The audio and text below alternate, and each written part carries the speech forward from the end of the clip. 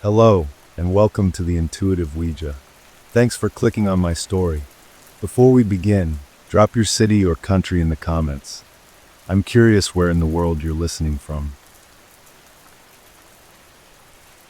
It started with a laugh, a dumb laugh fueled by cheap soda and the reckless boredom of a Saturday night that felt like every other Saturday night. The kind of night where you do something stupid just to feel like you've marked the time. And that's why I agreed to it. Why I placed my fingers on that stupid plastic heart alongside Jake's and Mia's. The three of us circled around this relic from a toy store. The Ouija board that Mia's little sister had gotten for her birthday, and then been too scared to ever actually use, its letters glowing in the dim light of my basement like promises it had no business keeping. The air down there was always a specific kind of cool and damp, smelling of old carpet, laundry detergent, and the faint, sweet ghost of spilled root beer from years past. A smell that was so intrinsically home to me. A scent I associated with safety and the mundane history of my own life. And it was in this familiar cocoon that we decided to poke at the unknown, giggling like the kids we still were really, though we'd never admit it. Jake, with his skeptical grin that was always a little too quick, was already claiming he was going to make it say something obscene. His fingers poised with a mocking lightness, while Mia, ever the sincere one, her brow furrowed in concentration, shushed him and asked in a hushed, dramatic tone if there was anyone there, any spirit who wished to communicate with us. And for a long moment, nothing happened, just the sound of the furnace kicking on in the distant recesses of the house and the faint hum of the refrigerator upstairs, the planchette sitting dormant under our collective fingertips, a piece of plastic and nothing more. Then it twitched, a tiny, almost imperceptible movement that could have been one of us, probably was one of us, and we all giggled nervously, a chorus of feigned bravado, and Mia asked again, "Is someone there?" And this time it moved, a slow, deliberate slide across the smooth board to the word, "Yes," printed in its cheerful, sun-faded font, and a little thrill, cold and sharp, went through me. Even as I told myself it was Jake. It had to be Jake. He was the one with the motive to prank us. Mia's eyes went wide with a delicious fear, and she asked, "What is your name?" And the planchette began to move again, not in the frantic zigzag of a prank, but with a strange, languid certainty, spelling out letters one by one as we called them out into the damp basement air. D. D. And we all burst out laughing, a release of tension that was too loud, too forced, because it was so ridiculous, so on the nose, and Jake was already crowing. See, I told you it would be dumb. But the planchette wasn't done, it kept moving, sliding away from the center back to the letters with that same unnerving purpose. And we fell silent again, our laughter dying in our throats as it spelled out the next part. N. O. T. And then, with a finality that felt like a door slamming shut in a distant room of my soul, D. D. Not Dad, Mia whispered, her voice small and suddenly serious, and the air in the room felt thinner, colder, as if a draft had found its way in from someplace else entirely. "Okay, who's doing that?" Jake said, pulling his fingers away as if the plastic had grown hot, looking accusingly at me and then at Mia. But we both shook our heads, our own fingers retreating, leaving the planchette sitting there on the word goodbye. A silent, smug monument to the bizarre moment. "Weird," I said, and I tried to inject that same laugh into my voice, the one from 5 minutes ago, but it came out flat and wrong, a hollow sound. Must be a glitch or something. It's a stupid toy.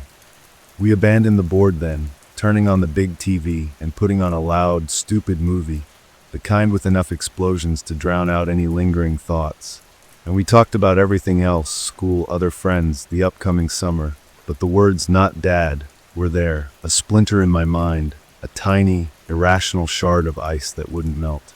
Later, after they'd gone home and I was alone in the basement cleaning up, I picked up the Ouija board, looking at its simple letters and numbers, the smiling sun and moon in the corners, and I felt a profound foolishness, but also a prickle of something else, a disquiet I couldn't name, a feeling that was separate from the cheap thrill of a spooky game, something deeper and more personal, a whisper from my own subconscious that I quickly boxed up and shoved into a dark corner of my thoughts.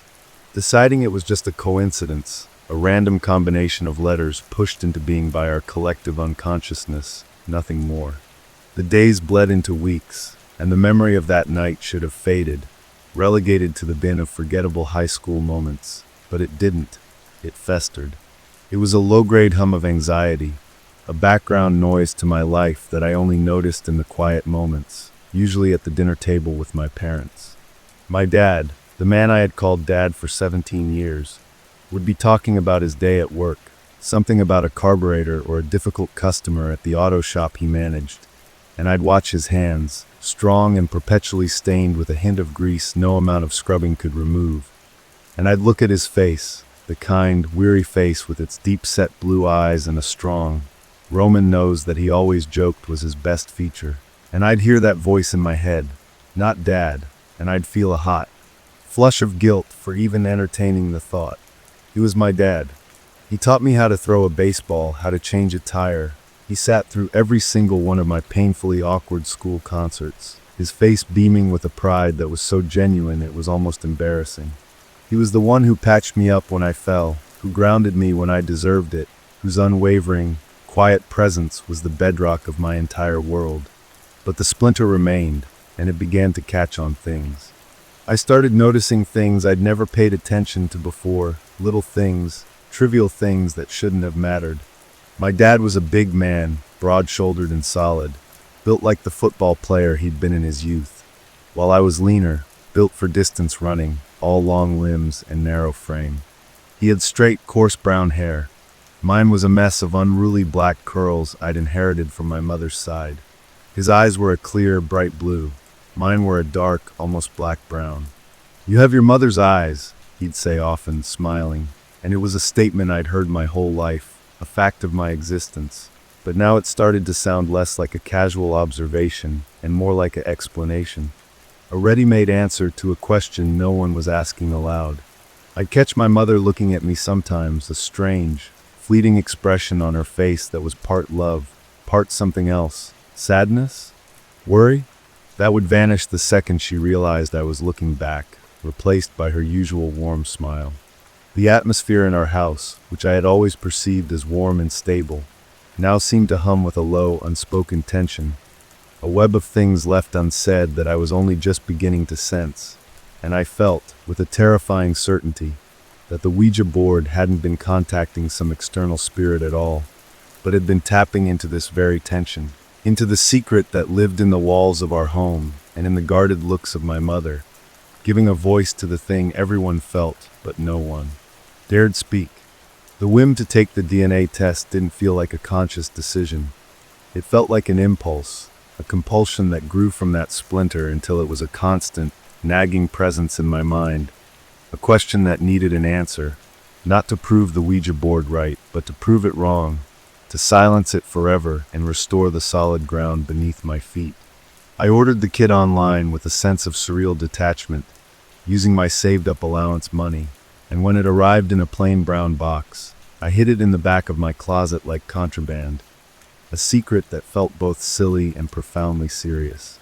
The day it came, I sat on my bed and just stared at the box for a long time, the cheerful logo of the company belying the monumental potential of its contents, the power it had to confirm or dismantle my entire reality.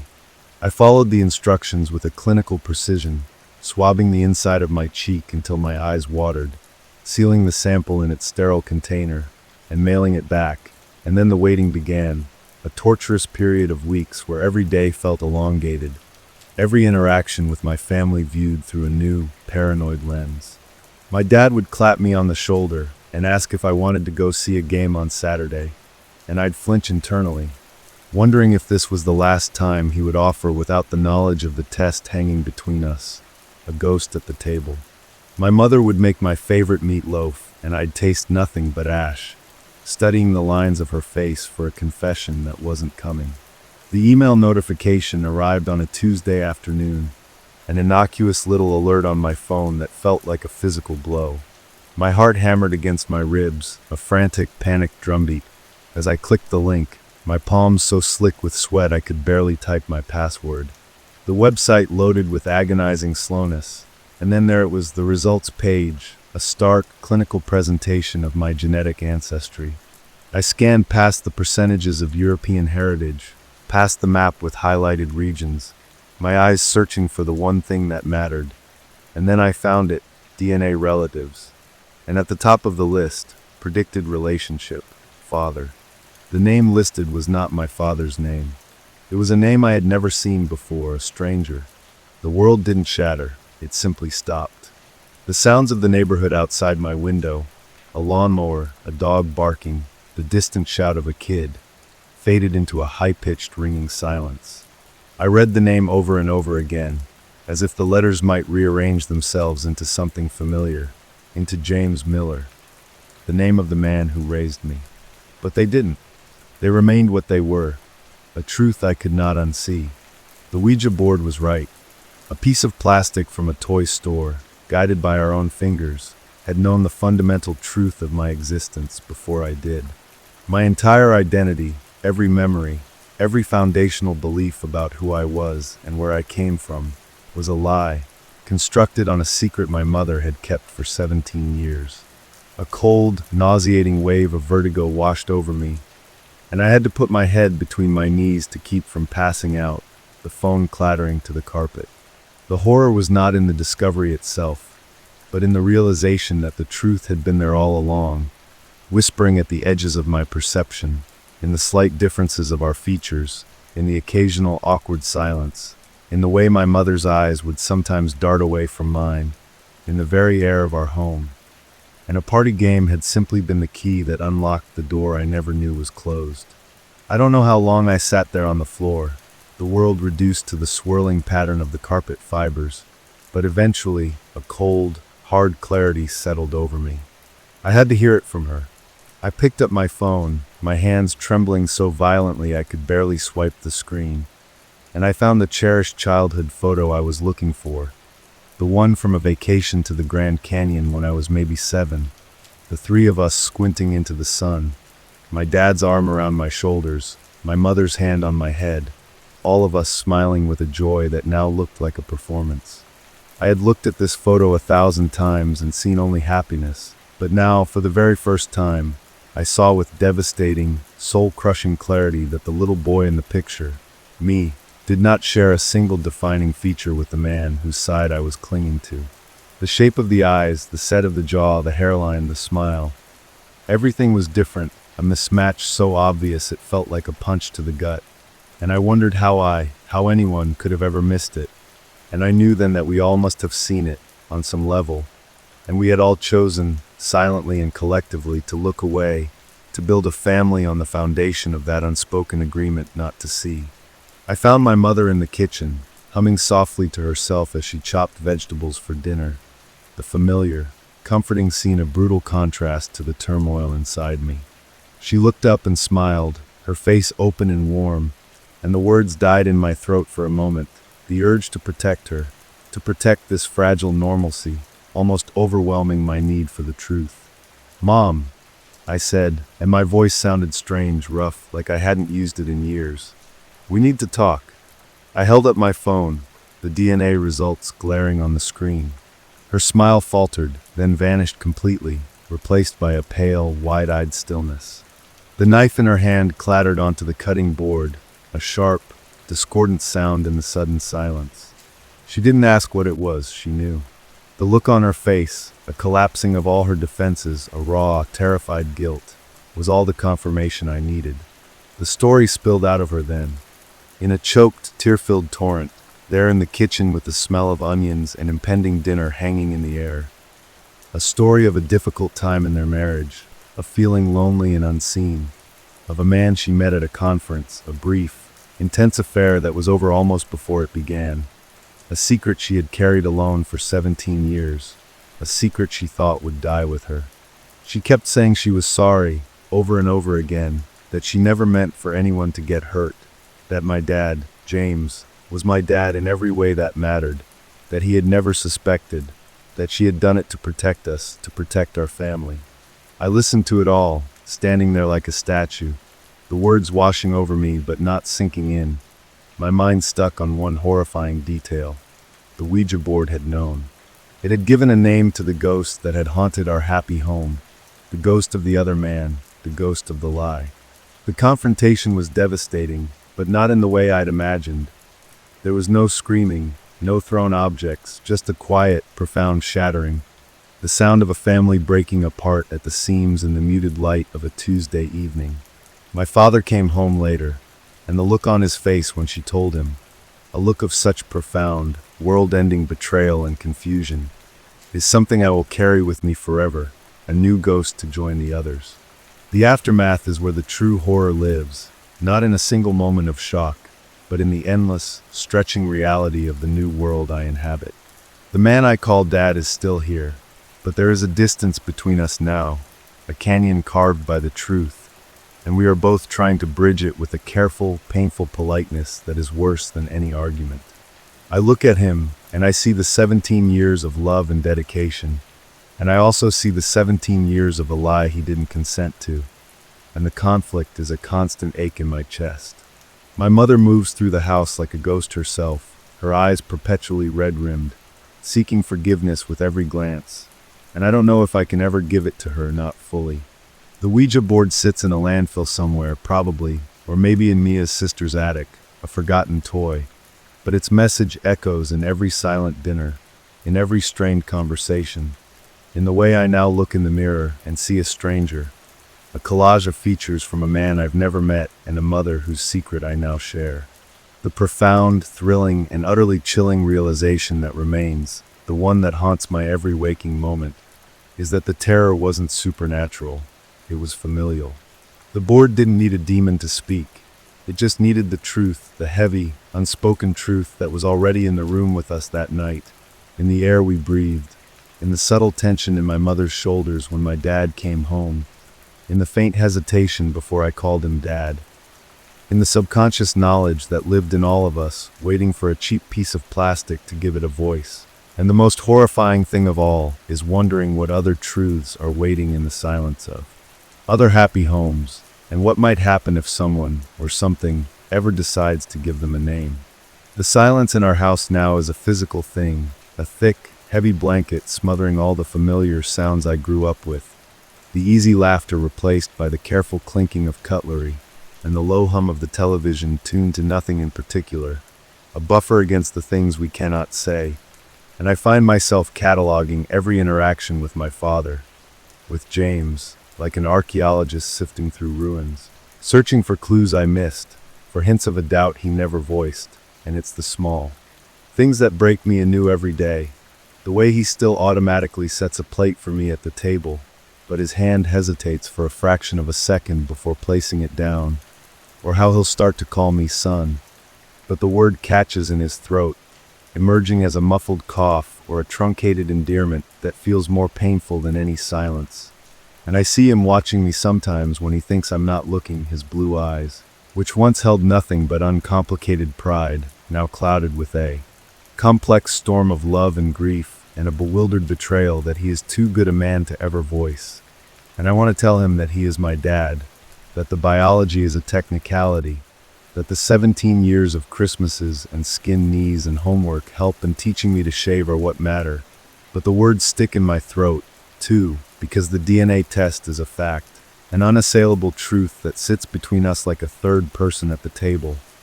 And I am hyper-aware of my own body now, of the stranger's blood in my veins, and I catch myself studying my reflection with a morbid, obsessive curiosity, tracing the line of my jaw, the curl of my hair, the shape of my eyebrows, searching for the ghost of the man whose name was on that screen. A man I have now cyberstalked into a vague, pixelated existence. He's an accountant from Dayton. He likes fishing. His social media profile is a bland tapestry of generic motivational quotes and pictures of a lake. And the sheer normalcy of him is somehow more horrifying than if he'd been a monster, because it makes the entire tragedy feel so mundane, so stupidly wasteful. An affair born from boredom and loneliness that detonated a family with the casual efficiency of a bomb. My mother exists in a state of perpetual penance, her every action an apology, from the overly elaborate meals she cooks to the way she flinches if a door slams too loudly. And I want to rage at her, to scream until my voice gives out, to demand how she could build our lives on such a fragile lie. But when I look at her, all I see is a terrified woman who has been caught in a secret she never thought would escape. And the anger curdles into a confusing pity that I resent feeling, because it's easier to be furious than it is to navigate this labyrinth of shared pain. And the Ouija board's message echoes in every corner of this new, fractured reality, a constant reminder that the truth was always there, whispering in the foundations of our house, in the genetic code of my cells, in the subtle dissonance I felt but could never name. And the most profound horror is not that a spirit spoke through a game, but that my own subconscious, the collective unconscious of my family, knew the score and used the only tool available to scream it into the open.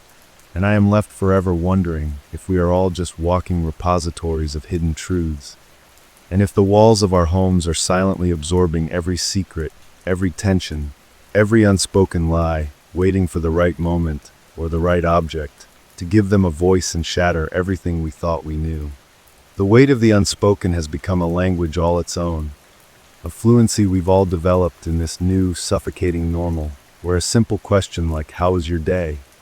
feels loaded with landmines, every syllable a potential trigger for the avalanche of things we're desperately trying to bury under a mountain of mundane small talk. And I find myself spending more and more time in my room, not out of anger, but out of a desperate, exhausting need to stop performing, to stop carefully, calibrating my every expression and word to avoid causing more pain, to just exist in a space where the air isn't vibrating with grief and guilt. I went for a run yesterday, something I used to do to clear my head, but now my own body feels like a betrayal. The rhythm of my feet on the pavement, a reminder of the stranger's heart pumping this foreign blood through my veins. My long legs carrying me further away from the man who taught me how to tie my shoes. And I found myself running past the park where James, would push me on the swings for what felt like hours, his laughter booming over my squeals, and the memory was so vivid, so saturated with a love that felt absolute, that I had to stop, doubling over with a pain that was physical, a sharp stitch in my side that was nothing compared to the ache in my chest, the cognitive dissonance of a lifetime of pure, good memories now filtered through the lens of a lie.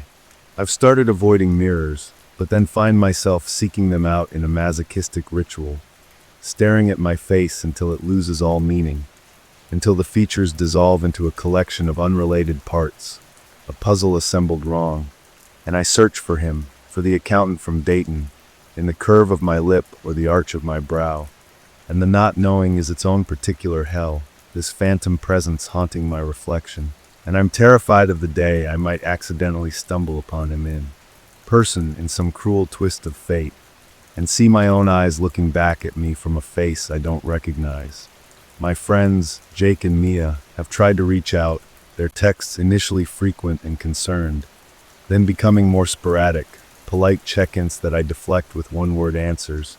Because how can I possibly explain that the joke we shared, the weird glitch we laughed off, was actually the key that unlocked the destruction of my family?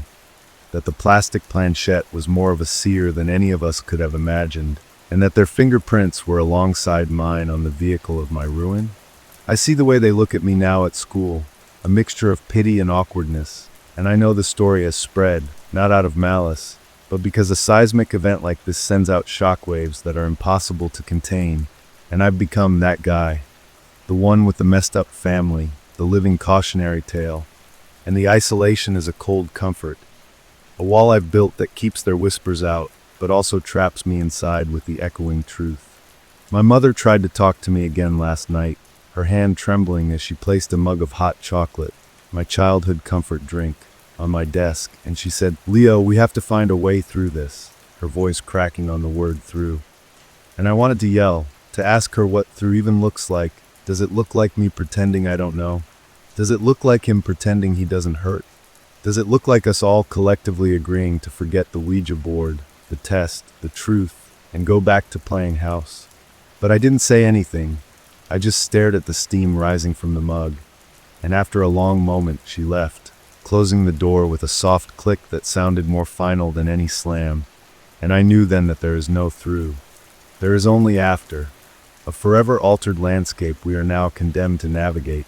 each of us alone in our own private grief, connected by the very secret that irrevocably broke us. And the haunting is not of ghosts but of memories, every good moment now, retrospectively poisoned by the knowledge of what was hiding beneath the surface, and the chilling understanding that the most terrifying messages aren't delivered by spirits from the great beyond, but are unearthed from the quiet, desperate depths of our own homes.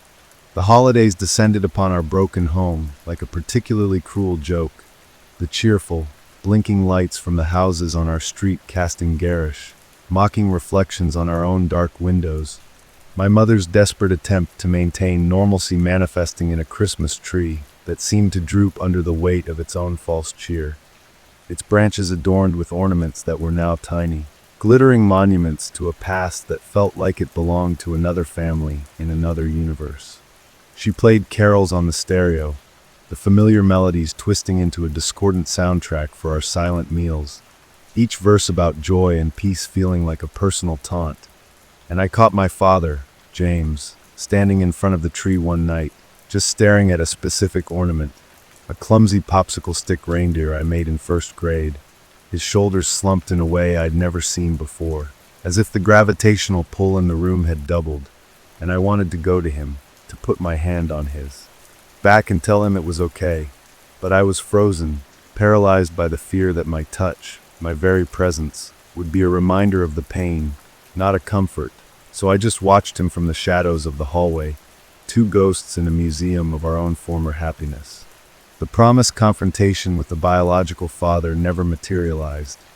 My one attempt at an email, a cold, clinical message asking for medical history, was met with a terse, polite reply listing a few generic conditions and a wish for my good health, the digital equivalent of a door being gently but firmly closed in my face, and a part of me was relieved, because the idea of having to split my identity further, to accommodate another man's presence, even peripherally, was unbearable. But another part felt a strange, hollow rejection, a confirmation that my very existence was an inconvenient secret to everyone involved. The Ouija board's prophecy had been fulfilled with such devastating accuracy that I started seeing potential omens everywhere, in the way the wind would sigh through the eaves of the house, sounding like a whispered confession, or in the way the digital numbers on my alarm clock would sometimes seem to arrange themselves into damning sequences, my rationality crumbling under the constant pressure of this new, terrifying worldview where the universe itself seemed to be whispering secrets just beyond my comprehension.